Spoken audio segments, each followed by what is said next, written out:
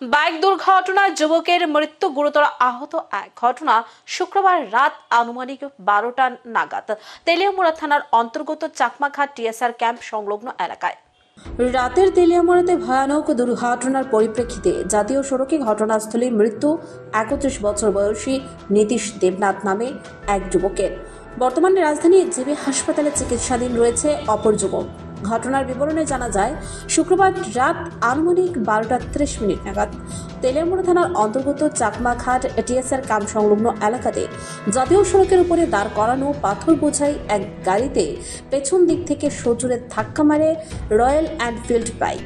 মুহূর্তের মধ্যেই বিকট আওয়াজ, স্থানীয় মানুষ জড়ো হয়ে যান এবং অগ্নি নির্বাপক দপ্তরে খবর দিলে দপ্তরের কর্মীরা ঘটনাস্থলে ছুটে গিয়ে রক্তাক্ত এবং আহত দুই যুবককে উদ্ধার করে তেলিয়ামুড়া মহকুমা হাসপাতালে নিয়ে গেলে কর্তব্যরত চিকিৎসক নীতিশ দেবনাথকে মৃত বলে ঘোষণা করেন এবং প্রাথমিক চিকিৎসার পর আহত শঙ্কর দেবনাথকে আগরতলা জিবি হাসপাতালে পাঠিয়ে দেয়। এখানে উল্লেখ করা প্রয়োজন, বিগত এক সপ্তাহের ব্যবধানে একই রকম ভাবে দুর্ঘটনার বলি হতে হয়েছে দুই তরতাজা যুবককে।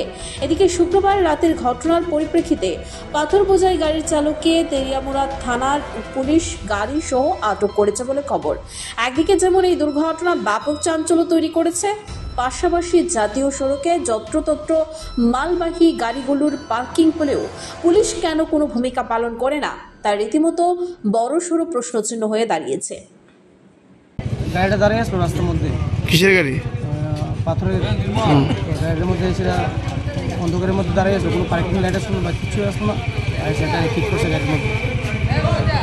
কি যাবে বাড়ি গেছে তো বাইক কয়জন আছে?